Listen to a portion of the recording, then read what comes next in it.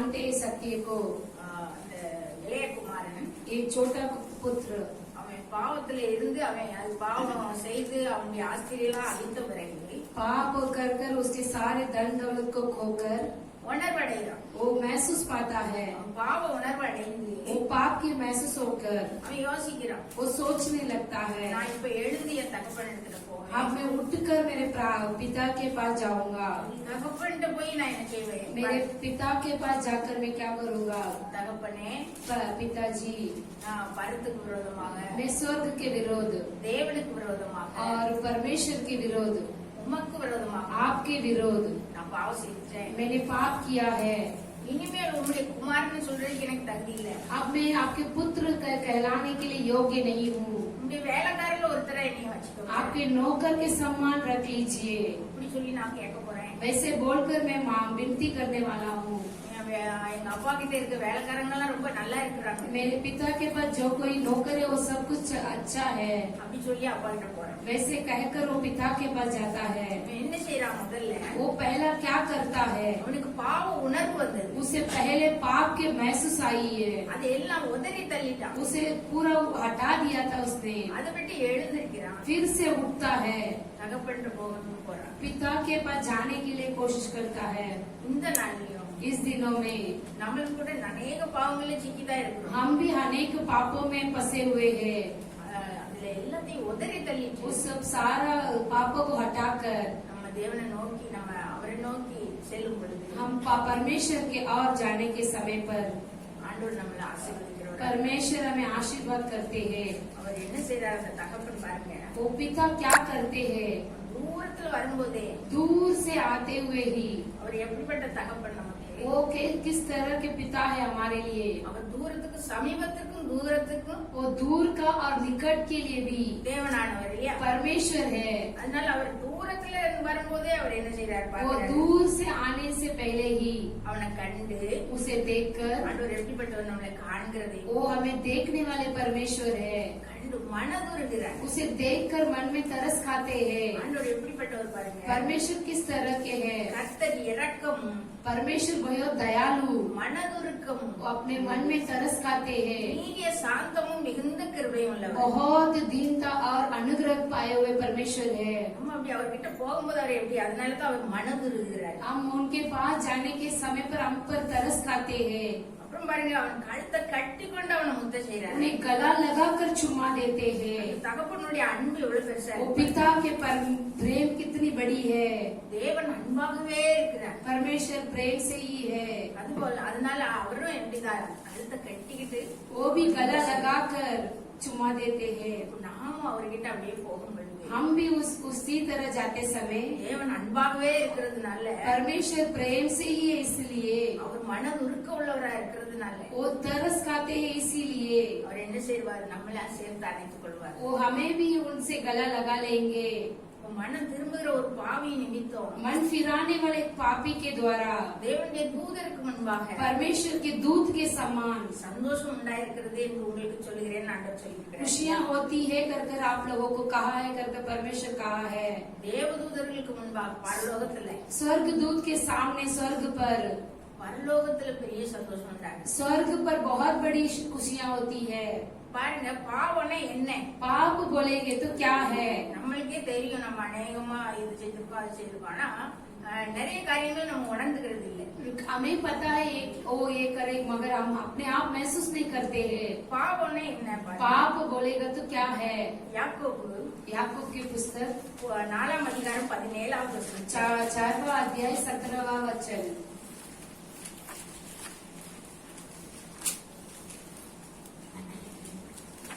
ஆதலால் ஒருவன் நன்மை செய்ய அறிந்தவனாயிருந்தோ அதை செய்யாமற் போனால் அது அவனுக்கு பாவமாயிருக்கும். ஒருவன் நன்மை செய்ய அறிந்திருந்தவனாயிருக்கும், एक व्यक्ति भलाई करना जानता है, அதை செய்யாம போயிட்டான்னா उसे नहीं करता है तो அது அவனுக்கு பாவமாயிருக்கும். वही उससे पाप होगा। இப்ப பாருங்க, अब देखिए, ஒரு குடும்பத்துலதான் கணவர் இருக்கிறாரு. एक परिवार में पति है।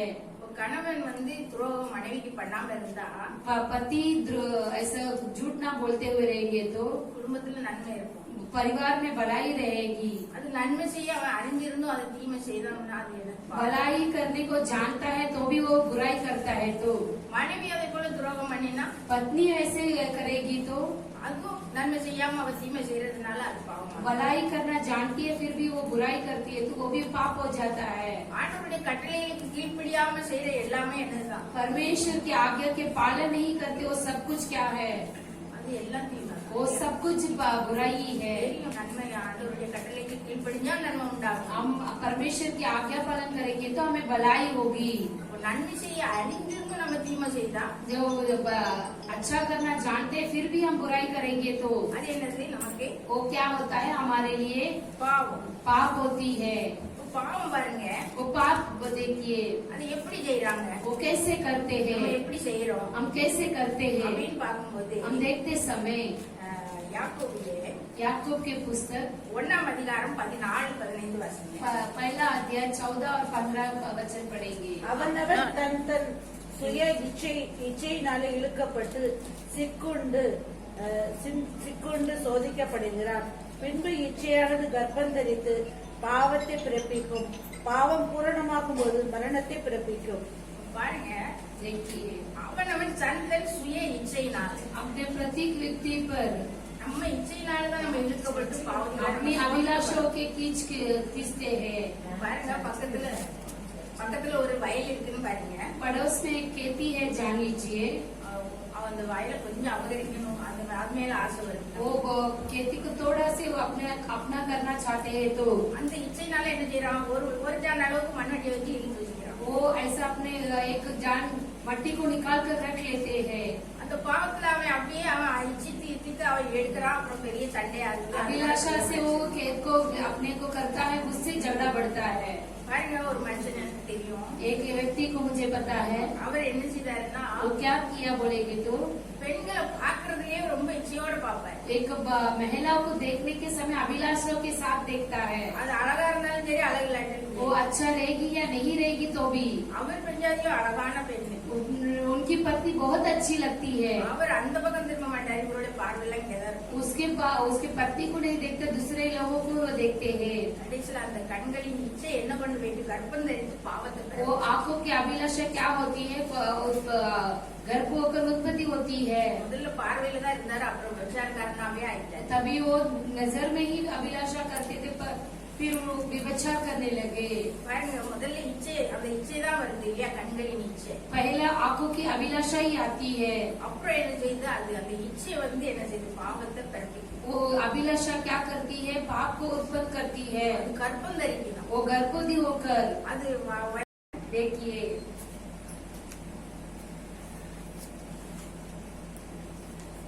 பாவத்துல எத்தனை வகை இருக்குன்னு பார்ப்போம். पाप में कितने है कर हम देखेंगे। பாவத்துல 3 வகை இருக்கு. पाप में 3 तरीका के पाप है।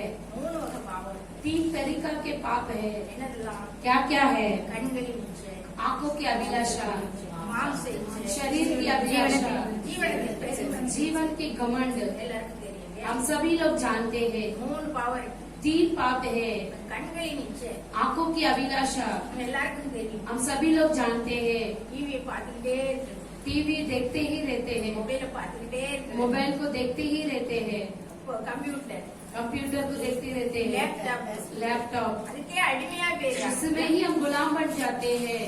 டிவி சீரியல் பார்க்கலன்னா அவங்களால இருக்க முடியாது. टीवी सीरियल नहीं देखता तो नहीं रहते हैं कोई। இல்ல ஜெபம் பண்ற ஆளுதான் நல்லவங்க தான் நினைப்போம். अच्छे प्रार्थना करते हैं, अच्छे लोग ऐसे हम सोचते हैं। இந்த சீரியலை விட்டு அவங்களால கண்ணை எடுக்க முடியும். वो सीरियल से उसे आप नहीं उठा सकते हैं। அதுதான் பிரசங்கி 1:8 சொல்லுது பாருங்க. उसे ही सभा उपदेश एक पहला अध्याय 8वां वचन कहती है। வாசிங்க.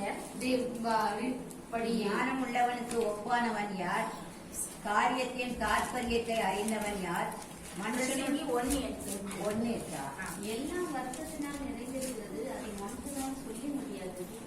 காண்கிறதுனால் கண் திருப்தியாக செல்லும், கேட்கிறதுனால் செவி நிரப்பப்படுகிறது. காண்கிறதினால் கண் திருப்தி ஆகிறது இல்லை. जो देखते हैं उससे हमारे आंख तृप्त नहीं होती है। டிவி பார்த்துக்கிட்டே இருக்காங்க, திருப்தியே ஆகல. टीवी देखते देखते वो तृप्त नहीं होती है। சில பெண்கள் இருக்காங்க, कई महिलाएं हैं, எவ்வளவு சேவை எடுத்தாலும் அவங்களுக்கு அது திருப்தியே ஆகாது. कितना साड़ी लेके तो भी वो तृप्त नहीं होती है। அந்த மாதிரி அதெல்லாம் கண்களின் இச்சை. वो सब कुछ अभिलाषा होती है आंखों நான் की। நல்லது போட்டிருந்தாலும் அடுத்தவங்க போட்டுக்கிறது மேலதான் ஒரு ஆசை. हम अच्छे पहने हुए फिर भी दूसरे के अच्छा लगता है। கண்களின் இச்சை. आंखों की अभिलाषा, அடுத்தல பாருங்க, ஜீவனத்தின் பெருமை. और जीवन की घमंड। ஜீவனத்தின் பெருமைனா என்ன? जीवन के घमंड बोलेगा तो क्या है?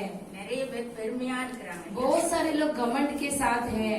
அவங்க நான் பெரிய பணக்காரின்னு பெருமை. मैं बहुत धनी हूँ कर कर घमंड जताते हैं। சில நான் ரொம்ப படிச்சுட்டேன்னு பெருமை कई வச்சுக்கிறேன். लोग ऐसे में बहुत पढ़ी हूँ कर कर घमंड रखते हैं। சில நான் நல்ல வேலை பார்க்கிறேன், நிறைய சம்பளம், कई लोग मैं अच्छे नौकरी पे अच्छे कमाती हूँ कर कर घमंड, அதுலயும் பெருமை இருக்கு. उस पर भी घमंड है।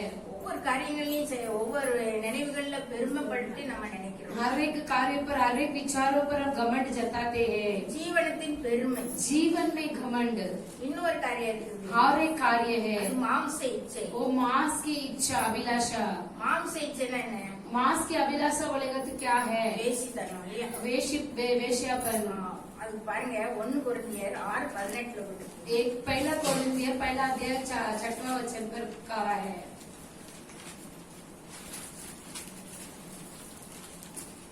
6:18. 6वां अध्याय 18वां वचन। வேசித்தனத்திற்கு விலகி ஓடுங்கள். மனுஷன் செய்கிற எந்த பாவமும் சரீரத்தின் புறம்பாய் இருக்கும். வேசித்தனம் செய்கிறவனோ தன் சரீரத்திற்கு விரோதமாக பாவம் செய்கிறான். பாருங்க, வேசித்தனத்துக்கு விலைக்கு ஓடுங்க. विभचार से बचे रहो।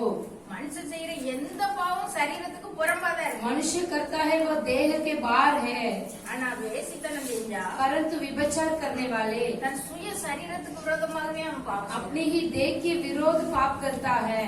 அப்ப பாருங்க, फिर देखिए இந்த வேசியோடு இசைந்து இருக்கிறவன் எப்படி இருக்கிறான்? वे विभचार के संग में रहने वाले அவளோட ஒரே சரீரமா இருக்கிறான். वो एक ही संग एक शरीर के समान रहता है। அதே போல उसी तरह ஆண்டவரோட இசைஞ்சிருந்தா परमेश्वर के संग रहेंगे तो அவரோட ஒரே ஆவியா இருக்கும். हम एक ही आत्मा बनकर रहेंगे। பாருங்க, अब देखिए நன்மையான காரியம் எது? भलाई कार्य क्या है? அப்போ வேசித்தனத்துக்கு நம்ம என்ன செய்யணும்? हम वेश्यापन के लिए விலகி ஓட சொல்லணும். बचकर रहना है। ஒரு கண்கள்னால நம்ம பார்த்தா கூட இச்சையோட பார்த்தா கூட அது என்ன பாவம்னு ஆண்டவர் சொல்றாரு. आंखों के द्वारा हम देखते हैं, वो भी अभिलाषा के साथ देखेंगे तो पाप है कहलाते हैं। இந்த வேசித்தனத்தினால எவ்வளவு மோசமான காரியங்கள் ये நடக்கும். विभचार के थ्रू क्या क्या होती है? இன்னும் பாருங்க, अभी देखिए சிலருக்கு வயிறு தான் என்னது தெய்வம், அது ஒரு மாம்ச இச்சை. कई लोगों को पेट ही अपना परमेश्वर है। அவங்க எப்பவும் சாப்பாடை பத்தி தான் பேசிட்டு कभी भी लगातार भोजन के बारे में ही बातें करते रहेंगे। பேசிட்டு இருந்தா உங்க வீட்டுல என்ன சாப்பாடு, என்னது உங்களுக்கு என்ன நல்லா செய்ய தெரியும், நல்லா வரும், அவங்க வீட்டுல உடனே சமையல் பண்ணணும். वो क्या बातें करते तो आपको क्या चीज बनाने आते हैं, अच्छा लगता है, वो सब अपने भी घर में बनाना वैसे देखते हैं। அடுத்தல என்ன பண்ணணும், அடுத்த நேரத்துக்கு என்ன பண்ணணும், दूसरे समय पर हम क्या करना है, நாளெல்லாம் சாப்பாடு பத்தியே யோசனை. दिन भर भोजन के बारे में सोचते रहेंगे। சாப்பிட்டுட்டே இருக்கதான் வேலை. खाना खाते हैं वही काम है। இது ஒரு மாம்ச இச்சை. ये भी एक मांस की इच्छा है। இதெல்லாம் விடணும்னா ये सब कुछ छोड़ना है कर कर परमेश्वर कहते இந்த हैं। பாவங்கள்னால நமக்கு என்ன நடக்குது? ये पाप के द्वारा में क्या होती है, பாவத்தினுடைய பலன் என்ன पाप के बल क्या है, அப்படின்னு நம்ம பார்த்தோம்னா हम देखेंगे तो நீதிமொழிகள் 28:13 போட்டு नीति वचन 28वां अध्याय पर பாருங்க, 28:13 13 वचन। தன் பாவங்களை மறைக்கிறவன் வாழ்விட மாட்டான். பாவங்களை மறைக்கிறவன் என்ன செய்ய மாட்டான்? पाप को छुपाने वाला क्या नहीं होता है, வாழ்வடைய மாட்டான். वो जी नहीं पाएगा, அவனுக்கு வாழ்வே இல்லை. उसके लिए जिंदगी नहीं है। பாவத்தை மறைச்சி வாழ்றவனுக்கு வாழ்வு இல்லை. पाप को छुपा कर जीने वाले को कुछ भी नहीं है। இன்னும் பாருங்க, பாவத்து அடுத்தல ரோமர் 6:23 விட்டு பாருங்க, रोमर के पुस्तक 6वां अध्याय 23 पर कहा है, பாவத்தின் சம்பளம் மரணம். पाप की कमाई मृत्यु है। பாவத்தினால நமக்கு வாழ்வு இல்ல. पाप से हमारे लिए कुछ नहीं है। பாவத்தின் சம்பளம் என்னதான் கிடைக்கணும்? पाप की कमाई हमें क्या मिलेगी? मृत्यु ही मिलेगी। தேவனுடைய கிருபா கர்த்தராகிய இயேசு கிறிஸ்துவினாலே உண்டாயிருக்கிற ஜீவன். நித்திய ஜீவன். அவருடைய கிருபை வர இருந்துச்சுன்னா அது परमेश्वर के वरदान रहेगा तो हमारे लिए अनंत काल की जीवन रहेगी। பாவத்தினுடைய பலன் என்னது? पाप के बल क्या है? அது மரணம் தான் वो मृत्यु रहेगी। அடுத்தல பாருங்க, दूसरा देखिए, ஆதியாகமம் 4:7 போட்டிருக்கு, उत्पत्ति पुस्तक 4:7 पर कहा है, நீ நன்மை செய்தால் மேன்மை இல்லையோ, तू भलाई करेगा तो बढ़ोतरी नहीं है क्या? நீ நன்மை செய்யாதிருந்தால் பாவம் வாசற்படியில் படுத்திருக்கும். तू भलाई नहीं करेगा तो तेरे द्वार पर पड़े रहेगा। பாருங்க, பாவம்னா நம்ம என்னன்னு பார்த்தோம்? हम पाप बोलेगा तो क्या देखे थे? என்னன்னு பார்த்தோம்? क्या देखे थे? நன்மை செய்ய அறிந்திருந்தோம், भलाई करे जानते फिर भी தான் பாவம் वो இல்லையா? नहीं करेंगे तो वही पाप है। நன்மை செய்தா மேன்மை, भलाई करेगा तो बढ़ोतरी है, நன்மை செய்யாம இருந்தா பாவம் என்ன செய்யுமா? भलाई नहीं करेगा तो पाप क्या होता है? வாசற்படியில படுத்திருக்கும். अपने फाटकों पर ही पड़ा रहेगा। அடுத்தல பாருங்க, देखिए फिर से சங்கீதம் 51:3 போட்டிருக்கு பாருங்க, भजन संगीता 1:3 पर डाला है, என் மீறுதல்களை நான் அறிந்திருக்கிறேன், என் பாவம் எப்பொழுது எனக்கு முன்பாக இருக்கிறது. मेरे पाप में जानता हूँ, मेरा उल्लंघन मेरे सामने ही खड़ा रहता है। நம்ம है அறிஞ்சி நம்ம தெரிஞ்சு ஒரு ஒருத்தருக்கு ரொம்ப அநியாயம் செஞ்சா நிச்சயமா அது முன்னாடி நிற்கும். हम जानते हैं करते हैं तो भी वो पाप हमारे सामने ही खड़ा रहेगा। பாவம் செஞ்சா முதல்ல வாசற்படியில படுத்திருக்கு, पाप करेगा तो हमारे द्वार में पड़े रहेगा। இப்ப என்னதான் எனக்கு முன்பாக நிற்கிறது. अब क्या है, मेरा बीच में ही वो खड़ा है। பாவம் நமக்கு முன்னாடியே வேற நிற்கும். पाप मेरे सामने ही खड़ा है। இன்னும் பாருங்க, और देखिए நீதிமொழிகள் 13:21 போட்டிருக்கு, नीति वचन 13वां अध्याय 21 वचन, பாவிகளை தீவினை தொடரும், जो पाप को करने वालों को बुराई पीछा हो जाएगी। பாவம் செய்யறவங்களை என்ன செய்யுமா? पाप करने वाले को क्या करेगी? தீவினை தொடரும். जो बुराई ऐसे ही उनके पीछे ही चले रहेगी। அவங்க செய்த பாவம் அவங்கள தொடரும், उनकी जो पाप है उनके पीछे ही हो लेगा, தலைமுறை தலைமுறையா தொடரும். पीढ़ी पीढ़ी तक वो आ जाएगी। பாவிகளை தீவினை என்ன செய்யுது? தொடர்ச்சியா வருது. जो पापी को ऐसे ही हो जाती है। இன்னும் பாருங்க, பாவம் என்ன செய்யுது? और पाप क्या करती है? யோவான் योवान की पुस्तक 20:11 போட்டிருக்கு பாருங்க, 20:11 पर डाला है, அவன் எலும்புகள் उनकी को हड्डियां அவனுடைய வாழவயதின் பாவங்களினால் நிறைந்திருந்து उनकी जवानी के पापों को भरकर அவனோட கூட மண்ணிலே படுத்துக் கொள்ளும். யோபு अयुब के पुस्तक पर, யோபு 20:11. अयुब के पुस्तक 20:11 पर है। அவன் எலும்பு என்ன செய்தா? उनका हड्डी क्या होती है?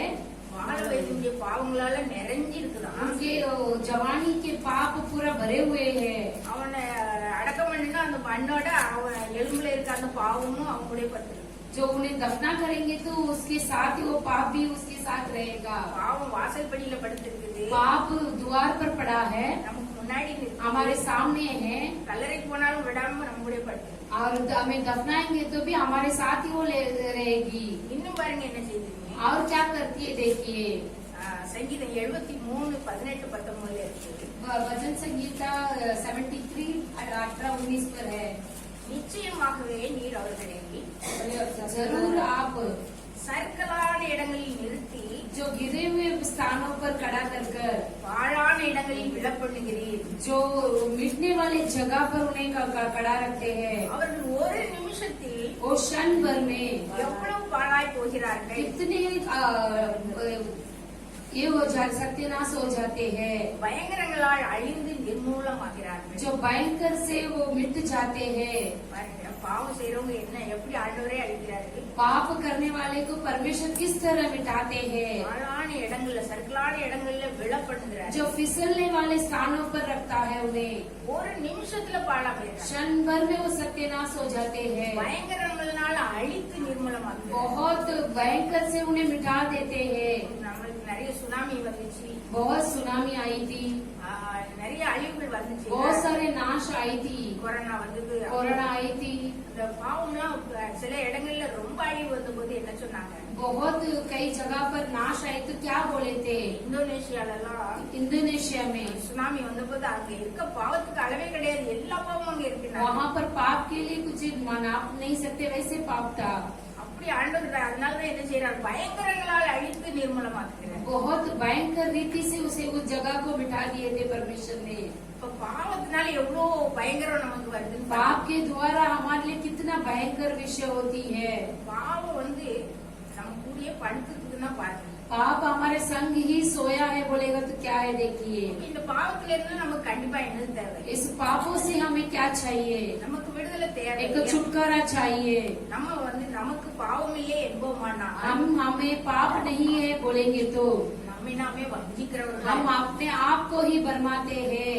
யாருக்கோ சொல்லுதீங்க நானக்கெல்லாம் பாவம் இல்ல, நாளா ரொம்ப நல்லது, யாரும் சொல்ல முடியாது. हम किसी को बोलते हैं करके नहीं सोचते कि हमें पाप नहीं किया, ऐसा नहीं बोल सकते हैं। நம்ம எல்லாருமே என்னதுதான் हम सभी लोग क्या है, பாவிகள். हम पापी ही है। நம்ம நாமே இப்படி பாவி இல்ல, நான் பாவம் இல்ல அப்படின்னு சொன்னா நான் வஞ்சிக்கிறவர்களா हम இருப்போம். पाप नहीं करते हैं ऐसे बोलेंगे तो हमें अपने आप को ही हम बरमाते हैं।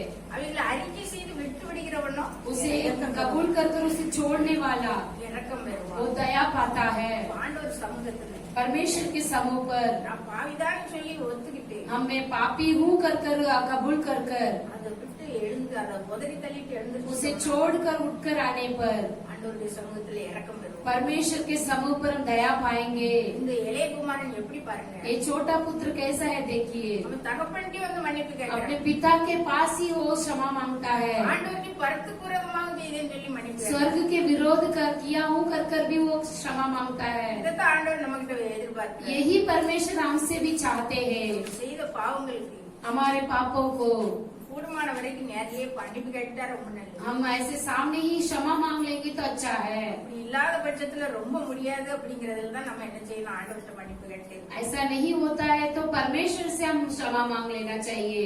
அதுதான் ஆண்டவர் விரும்புறாரு. वही परमेश्वर भी चाहते हैं। இந்த பாவத்துல இருந்து எல்லாம் விடுதலை அடையணும். इस पाप में सभी में हम छुटकारा पाना है तो ஒரே வழி ஆண்டவர் தான் இல்லையா? एक ही मार्ग परमेश्वर ही है। அப்போ ஒரு கதை ஒன்று பாருங்க. एक कहानी देखिए, அந்த ஒரு ட்ரெயின் அந்த ட்ரெயின் பக்கத்துல ஒரு அப்பாவும் ஒரு பையனும் நிக்கிறாங்க. ட்ரெயின் தண்டவாளம் பக்கத்துல. जो पटरी के सामने एक पिता और पुत्र खड़ा है, அவர் அதுலதான் வேலை उस செய்யறவர். पे ही वो काम करते हैं। இந்த பையன் சின்ன பையன். एक लड़का छोटा है, இப்போ அவங்க ரெண்டு பேரும் நல்லா விளையாடிட்டே இருந்தாங்க. दोनों भी साथ में खेल रहे थे। திடீர்னு ட்ரெயின் அங்க இருந்து வந்துச்சு. अचानक ट्रेन वहाँ से आ गई। இவர் மறந்துட்டாரு, அதனால ஓடி போய் அதை நிப்பாட்டணும். அதுக்கு வந்து அந்த தண்டவாளத்தை அவர் வந்து விலக்கி விடணும். वो पटरी को हटाना चाहिए, वो भूल गया था पहले। அப்போ அந்த சின்ன பையன் சொன்னாரு, இந்த இடத்த விட்டு அசையாம நின்னுக்கப்பா. ये छोटा लड़का से बोलते कि यहाँ पर ही खड़ा होना, कहाँ भी हिलना नहीं, ஒண்ணு அங்கேயும் ஓடிடாத, कहाँ पर भी दौड़ना नहीं। ஓடி போய் நான் அதை சரி பண்ணிட்டு இங்க வந்துருந்தேன் वो அப்படின்னு सही சொல்லி कर मैं यहाँ पर आ जाता हूँ कहते हैं। இந்த பையன் நாங்க நிக்க கொஞ்ச நேரம். ये लड़का भी वहाँ पर ही खड़ा है। சின்ன பையன் எல்லாம் அவங்க வாழ்த்துல ஓடி வர ஆரம்பிச்சு. वो छोटा लड़का है ना, वो तुरंत आ गया वहाँ पर। இவர் அப்பா இதை கவனிக்கல. அவரு वो पिता उसे नहीं ध्यान दिए थे। அந்த ட்ரெயினுக்கான வழியை அவர் திறந்து விடுறாரு. वो ट्रेन का जगह को खोलते हैं। அங்கே திறந்தவொடனே இந்த பையன் நிக்கிற தண்டவாளத்துக்கிட்ட இருக்கிற இடம் வந்து அப்படியே நெருங்கி वो जो खड़ा था वो पटरी उसमें वो लॉक हो जाता है। பையன் மாட்டிக்கிட்டான். वो लड़का उसमें फंस गया था। கொஞ்சம் கொஞ்சமா நெருங்கி வருது. वो थोड़ा थोड़ा आ रही है। அப்பவே அந்த பையன் சத்தம் போடுதான், அப்பா அப்பா என்னை காப்பாத்துங்க. जब भी वो लड़का बोलता है मुझे बचाव कर पिता के पास, இந்த அப்பா பாக்குறாரு, நம்ம நெருக்கணும்னா பையன் செத்து போவான். ये ऐसा दबाएंगे तो लड़का मर जाएगा। இப்ப அதை நம்ம செய்யாம இருந்தோம்னா அங்க ட்ரெயின்ல ஒரு கூட்டம் ஜனங்கள் வருது, அவங்க இறந்து போவாங்க. ये काम नहीं करेंगे तो ट्रेन में आने वाले मर जाएंगे। இவர் கொஞ்ச நேரம் யோசிச்சாரு. ये थोड़े क्षण भर के लिए सोचा था। அவர் மனதை இறுக்கிட்டு என்ன செஞ்சாரு, அதை வெடிச்சு விட்டுட்டாரு. उनके मन को कठोर कर उसे खोल दिए थे। இந்த பையன் அந்த இடத்துல அவன் இறந்து போயிட்டான். वो लड़का वहाँ पर ही मर गया। அந்த ட்ரெயின் ஆனா அங்க இருக்கிறவங்க எல்லாம் ரொம்ப சந்தோஷமா போய்கிட்டே இருக்காங்க. उस ट्रेन में रहने वाले यात्री सभी खुशियों से जा रहे थे। யாருக்கும் எதுவும் தெரியாது. किसी को भी कुछ भी नहीं पता था। உள்ள இருந்து பேசுறவங்க பேசிட்டு இருந்தாங்க. अंदर रहने वाले बातें करते वैसे थे, விளையாடிட்டு இருக்கிற वाले सो रहे थे। ஆனா அவரு யாருக்கும் தெரியாது இவங்க இந்த ட்ரெயின் அந்த பையனுடைய உடல் மேலதான் போகுது. कि कोई नहीं जानता है कि बच्चे के ऊपर ही वो ट्रेन जा रही है कर। இதே போலதான் ஆண்டவர் என்ன செய்தார். इसी तरह परमेश्वर भी क्या करते हैं, நம்முடைய ஒரே பேரான குமாரன் अपने एकलौता पुत्र को நமக்காக விட்டு கொடுத்தார். हमारे लिए उन्होंने दिए थे। சிலுவையில அவர் கதறினார். वो क्रूस पर तड़पाए थे। பையன் எப்படி அப்பா அப்பான்னு கதறின பாருங்க. उस लड़का कैसा पिता पिता कर तड़पा था। பிதாவே ஏன் என்னை கைவிட்டீர்னு அவரும் கதறினார். पिता क्यों मुझे छोड़े कर वो भी तड़पाए थे।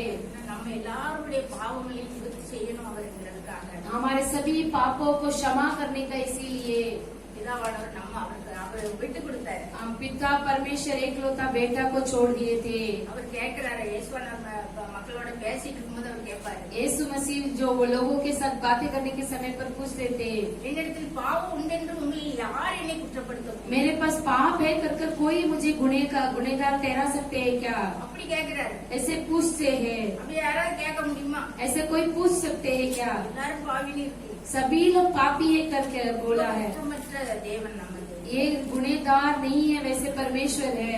அப்படி கேட்கிறவரை அந்த தேவனை எப்படி பண்ணிட்டாரு? ऐसे पूछने वाले परमेश्वर को क्या कर दिए थे? நாம் அவருக்குள் தேவனுடைய நீதியாகும்படி हम उनके अंदर एक धार्मिक बनने के लिए பாவமறியாத அவரை நமக்காக பாவம் पाप नहीं जानते थे, उन्हें अपने आप हमारे लिए पाप कर दिए थे। அப்போ பாருங்க, जब देखिए அப்போ நம்ம எல்லாரும் இந்த நேரத்துல என்ன செய்யணும்? हम क्या करना है इस समय पर? பாவம்னா என்னன்னு தெரிஞ்சு पाप बोलेगा तो क्या है समझ सकते हैं। நன்மை செஞ்ச அறிஞ்சிருந்தும் நிறைய நேரங்களில் செய்யாம இருந்தோம். भलाई कर सकते थे फिर भी हम नहीं करते थे। ஒவ்வொரு நிமிஷமும் ஆண்டவர்கிட்ட மன்னிப்பு கேட்க அவசியமான காரியமா இருக்கு. हर एक समय हम परमेश्वर से क्षमा मांगने की जरूरी है। அதுதான் இந்த வேலையில ஆண்டவர் நம்ம கிட்ட விரும்புறாரு. वही परमेश्वर भी इस समय पर हमसे चाहते हैं। பாவத்தோட நம்ம என்ன செய்ய முடியாது, ஆண்டவரை தரிசிக்க முடியாது. पाप के साथ परमेश्वर की दर्शन नहीं पाएंगे हम। பாவத்தை அறிக்கையிட்டு மனம் திரும்பிட்டா पाप को कबूल कर मन फिराएंगे तो அவர் என்ன செய்யறாரு? वो क्या करते हैं? பாவத்தினால ஒரு நோய் வந்திருந்தா போயிடும். पाप से एक बीमार आएगी तो चली जाएगी। பாவத்தினால வீட்டுல பிரச்சனை வந்திருந்தா நீங்கி போகும். पाप के द्वारा घर पे कुछ समस्या आ जाएगी तो वो भी निकल जाएगी। பாவத்தினால என்னென்ன பாதிப்புகள் நம்ம குடும்பத்துல வருதோ, பிரச்சனைகள் வந்திருக்கோ எல்லாம் நீங்கி போகும். पाप के द्वारा क्या क्या दुख संकट आती है वो सब कुछ निकल जाएगी। ஒரே காரியம் என்ன? एक ही कार्य क्या है? பாவத்தை விட்டு எழுந்து ஆண்டவர்கிட்ட மன்னிப்பு. पाप को छोड़कर वो परमेश्वर के पास जाना है। இதுதான் ஆண்டவர் விரும்புறாரு. यही परमेश्वर चाहते हैं। இந்த நாள்ல நாம ஒவ்வொருவரும் அது போல மனம் திரும்பி हम भी हर एक लोग मन फिराकर ஆண்டவர்கிட்ட மன்னிப்பு கேட்போம். परमेश्वर से क्षमा मांगेंगे। யாருக்கிட்டயாவது நம்ம யாருடைய பாவங்களை மன்னியாம இருந்தா கூட மன்னிப்பு, அவங்களுக்கு மன்னிப்பு கொடுப்போம். किसी के पापों को हम क्षमा नहीं करेंगे तो फिर उन्हें भी हम क्षमा करेंगे। நேர்லயே மன்னிப்பு கேட்க முடியும்னா நேர்ல போய் மன்னிப்பு सामने हम क्षमा मांग सकते तो उन्हें जाकर क्षमा मांग सकते हो। கர்த்தர் வார்த்தையில ஆசீர்வாதம். परमेश्वर इस शब्दों को आशीर्वाद करेंगे। ஜெபம் பண்ணுங்க. हम प्रार्थना करेंगे। ஹalleluya. நன்றியோடு துதிக்கிறோம். हालेलुया, आपको धन्यवाद करते हैं परमेश्वर, நன்மையான வேலையிலும் தகப்பனே. इस अच्छे से समय के लिए परमेश्वर। அப்பா நீ பரிசுத்தரா இருக்கிறீர். आप पवित्र हो परमेश्वर। அதுபோல நாங்களும் பரிசுத்தமுள்ளவர்களா இருக்கணுங்கிறதா உங்களுடைய हम भी விருப்பம். पवित्र के साथ रहने के लिए आप चाहते हैं परमेश्वर। நாள்ல எங்க பாவம்னா என்னன்னு சொல்லி ஆண்டவரே, इस दिनों में पाप बोलेगा तो क्या है कर परमेश्वर உணர்வில்லாம செய்த எல்லா காரியங்களையும் எங்களுக்கு உணர்த்தி இருக்கிறீர். महसूस नहीं था, उस सारे चीजों को आपने महसूस दिला। इसीलिए நாளில் ஆண்டவரே इन दिनों में परमेश्वर பாவங்களை உம்மிடத்தில் அறிக்கையிட்டு पाप को आपके सामने कबूल कर மனம் திரும்ப எங்களுக்கு சிறுவதா. मन फिराने के लिए अनुग्रह कीजिए। அது நிமித்தம் நாங்கள் ஏராளமான ஆசீர்வாதங்களை உடைய சமூகத்தில் பெற்றுக்கொள்வோம். उसके द्वारा बहुत सारे आशीर्वादों को पाने के लिए சிலுவையில நீர் எங்களுக்கு ஏராளமான ஆசீர்வாதங்களை சுதந்திரத்தை தந்திருக்கிறீங்க. क्रूस पर आपने आप हमारे लिए बहुत सारे आशीर्वाद को कमा कर दिए हैं। பாவம் சாபம் நோய் எல்லாம் நீங்கி போகிறார். हमारे श्राप पाप सब कुछ मिटने के लिए ஆசீர்வாதம் இந்த வயலிலே எங்களுக்கு உரித்தாகட்டாப்பா. उस आशीर्वाद हमारे लिए होने दीजिए परमेश्वर। எங்களை முழுமையாய் தாழ்த்தி தருகிறார். हमें पूरी तरह से दीनता करते हैं। எங்களுடைய பாவங்கள் அக்கிரமங்கள் சீர்தல்கள் எல்லாவற்றையும் நீங்க கொடுங்க. हमारे सारे उल्लंघन पाप सब कुछ मिटा दीजिए परमेश्वर। ஒவ்வொருவரையும் கழுவி சுத்திகரிங்க. हर एक लोगों को पवित्र कीजिए परमेश्वर, பரிசுத்தப்படுத்துங்க. पवित्र कीजिए இனி परमेश्वर। அந்த பாவம் செய்யாதபடி எங்களை காத்துக் கொள்ளுங்க ராஜா. फिर से वो पाप नहीं करना चाहिए परमेश्वर, हमें सुरक्षित रखिए। நாம் இங்கே மகிமைப்படட்டும். आपके नाम की महिमा होने दीजिए। இயேசுவின் மூலம் ஜெபங்கேலும் பிதாவே. यीशु मसीह के नाम से मांगते अच्छे पिता, ஆமென். आमीन।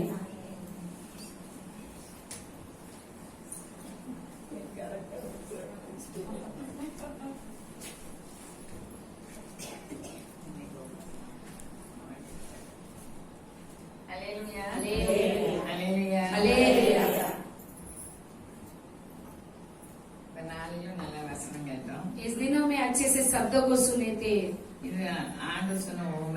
தெரியும். ये परमेश्वर ने बोला हुआ दृष्टांत सब कुछ सब लोग जानते हैं। இன்னொரு பையனுக்கு அன்பு இருக்கா? और एक लड़का को प्रेम था क्या? அன்பு இருக்கு இல்லன்னு பைபிள் சொல்லல. प्रेम है नहीं है कर शास्त्र नहीं कहती है, கடைசி வசனம் சொல்லுது. अंतिम वचन कहती है லூக்கா 15. लूका के पुस्तक கடைசி வசனம். अंतिम वचन, உன் சகோதரனாகிய இவனோ மரித்தான், திரும்பவும் உயிர்த்தான், காணாமற் போனான், திரும்பவும் காணப்பட்டான். ஆனபடியினாலே நாம் சந்தோஷப்பட்டு மகிழ்ச்சியாய் இருக்க வேண்டுமே என்று சொன்னான் என்றார். அல்லேலூயா. அல்லேலூயா. இப்பதானே எல்லா குடும்பத்திலயும் இருக்கு. इसी तरह सभी के परिवार में भी है ना, சகோதர அன்பு கிடைக்கல. भाईचारे के प्रेम नहीं मिला है। ஆனா இந்த லூக்கா வந்து ஆண்டவர் சொன்னது அந்த ரிசல்ட் சொல்லல. जो परमेश्वर ने उसके रिजल्ट नहीं बताए हैं, அதை யார் கையில கொடுத்திருக்கு? उसके किसके हाथों पर दिए நம்ம हैं? கையில கொடுத்திருக்கு. हमारे हाथों पर दिए हैं। நிறைய குடும்பங்களும் சகோதர அன்பு இல்ல. बहुत सारे परिवारों में भाईचारे के प्रेम नहीं है। சில சமயம் அம்மா அப்பா இருக்கும்போது சகோதர அன்பு இருக்கும். कई लोग माँ पिता रहेंगे तो भाई लोग प्रेम से रहते हैं, அம்மா அப்பா இல்லைன்னா माँ बाप नहीं तो சகோதர அன்பு நமக்கு தேவையா இருக்கு. भाई लोगों के प्रेम हमारे लिए जरूरत है। மாம்சத்தின் இச்சை, मांस की अभिलाषा, கண்கள் மாம்சத்தின் இச்சை, கண்களின் இச்சை, ஜீவனத்தின் பேர். जीवन की आगमन, ரொம்ப இலக்காயம் சுகம், बहुत नहीं तो अच्छे चंगाई, ருசியா செய்யறது பலன் अच्छे स्वादिष्ट बनाने वाले बल, அப்படின்னாலே நம்மள போல ஆகிடுது. हमारे संग को सम्मान कोई नहीं ऐसे सोचते हैं। ஏன்? क्यों? மாமிசம் क्योंकि मांस है हमारे நம்ம अंदर। எதுல அந்த நல்ல ரோமவரிக்கு எழுதுதாங்க. रोमर के पुस्तक में अच्छे लिखते हैं। 6 அவசரமா छठा 8 அதிகாரம் 6 அவசரம். 8वां अध्याय 6वां वचन, மாம்ச சிந்தை மரணம், ஆவியின் சிந்தையோ ஜீவனும் சமாதானமுமா. அல்லேலூயா. அல்லேலூயா. நம்ம எல்லாரும் ஆவின் சிந்தையா இருக்கிறதுக்கு தான் இந்த ஓமையாவை சொல்லியிருக்கோம். हम सभी लोग आत्मा के लोग इसीलिए ये दुष्टांत को कहा है। மாம்சத்தின் சிந்தை मांस के जो अभी विचार 1/2 மணி நேரத்துல நல்லா விளக்குனாங்க. आधे घंटे में अच्छे से सिखाए थे। அல்லேலூயா. அல்லேலூயா. யாரும் எங்குமே போகலாம். हम कहाँ पर भी नहीं जाना है, வாசப்படியே இருக்கு. हमारे द्वार पर ही है। ரெண்டாவது दूसरा அதோட நம்ம கிட்ட முன்னுக்கே வந்து हमारे सामने ही है। மூணாவது वो लगातार हमारे पीछे होती है। ஆண்டவர் சொன்னாரு என்னை பின்பற்றுவாங்க. परमेश्वर बोला तो मेरे पीछे हो लेना பாவம் करके। என்ன பண்ணுது? நம்மள தொடருது. पाप क्या होती है? हमारा पीछे होती है, நம்ம கண்களுக்கு மறைவா இருக்குது. हमारे आंखों से छुपा हुआ है। நம்ம இதெல்லாம் மறந்து போயிருக்கோம். ये सब कुछ हम भूल जाते हैं। முதல் கொலை எதுக்கு வந்தது? पहला हत्या किसके लिए आई थी? பொறாமைனால. वो जो जलन के द्वारा। பொறாமை லேசான பாவம் கிடையாது. जलन ऐसा पाप नहीं है, அதான் நம்ம சாகணும். हम मरना है। அப்போ இந்த பையனுக்கு எப்ப புத்தி தெளிவு வந்துச்சு? इस लड़का को कभी संयम आई थी? எப்ப வந்தது? कब आई थी? மன்னிப்பு கேட்கணும் எப்ப வந்தது? कब आई थी? பன்னி தவிட கிடைக்கல. उनका जो सुअर का खाना भी नहीं मिला था। பன்னிக்குள்ள தவிட அவங்க கையில தான் இருக்கு. सुअर का खाना उसके हाथों पर ही है। சாப்பிட்டா குடியாரங்க அவங்க எதுவுமே சும்மா விடணும். उसे खाएगा तो भी उसके मालिक नहीं छोड़ेगा। வேலைக்கு போகணும் யார் சொல்லி தருவா? जो काम पे नहीं जाएंगे तो कौन खाना देगा? இது எத்தனையோ முறை வாசிச்சிருக்கேன். ये कई बार मैंने इसे पढ़ा है। எனக்கு ரொம்ப பசியில அவன் வேலைக்கு போய் சேர்ந்தான். वो बहुत भूखा था इसीलिए वो काम करने के लिए गया அவன் था। ரொம்ப நாள் அங்க இருக்கல. அன்னைக்கே போயிட்டான்னு நினைக்கிறேன். उसी और बहुत दिन तक वहाँ पर नहीं टिका था, उसी दिन चला அதை गया। வாட்ச பார்த்தா என் மனசு அப்படிதான் சொல்லுது. इसे पढ़ते समय मुझे ऐसा लगता है பசியோட வந்துச்சு. அங்க பஞ்சம் உண்டாயிட்டு. वहाँ पर एक आकाल हो गई थी। எதுக்கு பஞ்சம் வருது? क्यों आकाल आ गई थी? நீங்க சொல்லுங்க வசந்தா. வசந்தா இல்ல. எதுக்கு வருது பஞ்சம்? वहाँ पर क्यों आकाल आती है? குடிகளின் பொல்லாப்பினால் जो लोगों की बुराइयों से நிலத்தவர் எப்படி ஆக்குறாரு? वो जो जमीन को क्या करते हैं, ஒவ்வொரு நிலமாக்குறாரு. மரத்து வச்சா उपज नहीं होती है, वैसा वो एक जमीन हो जाता है। 106 சங்கீதம். भजन संहिता 107। குடிகளின் பொல்லாப்பினால் ஒரு பாட்டு பிடிக்காது. ஒவ்வொரு நிலமா இருந்த சங்கீதம் 107. भजन संहिता 107।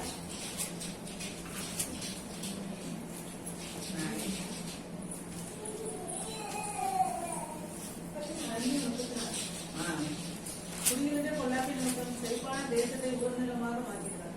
யார் படிச்சா? சரி. ஆமா. நல்ல அவங்களுக்கு நேரம். நான் அதுதான் சிந்திச்சேன். குடிகளுடைய பொல்லாத நிமித்தம் செழிப்பான தேசத்தை वो फलवल भूमि को नैनानी बन करता है। அல்லேலூயா. हालेलुया। அப்பா விட்டு பிரிஞ்சு போனாரு पिता से जुदा होकर चला गया था அந்த பையன். वो लड़का। பிரிஞ்சு போகும்போது என்ன இருந்தா செழிப்பா இருந்தாரு. वो जुदाई होने के समय पर अच्छा था, அவர் ரொம்ப செழிப்பா இருந்தாரு. बहुत अच्छा था। அப்ப அப்பா தேவையில்லை. तब पिता की जरूरत नहीं थी। என்ன செய்யணுமோ அவ்வளவு செஞ்சாரு. क्या करना था वो सब कुछ वो किया था। எல்லாம் முடிஞ்சு போச்சு. वो सब कुछ समाप्त हो गई थी। அவர் இருந்த இடத்துல பஞ்சமும் ஆயிடுச்சு. वो जहाँ पर थे वहाँ पर अकाल भी हो गई थी। எங்கேயாவது போய் ஓட்டிக்கிடணும் குடியானவங்கிட்ட போய் ஓட்டிக்கிட்டாரு. वो कहाँ पर भी जाना है घर कर एक सुअर चरवाई करने वाले के पास जा बैठा था।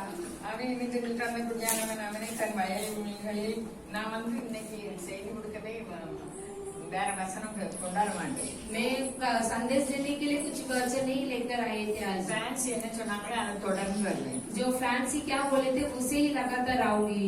அந்த தேசத்து நான் வாசிக்க 15ஆம் வசனம் வாசிக்கிறேன். मैं 15 वचन पढ़ रही हूँ। அந்த தேசத்து குடிகளில் ஒருவரிடத்தில் போய் ஓட்டிக்கிட்டான். उस देश के लोगों के सामने वो ठहरा था।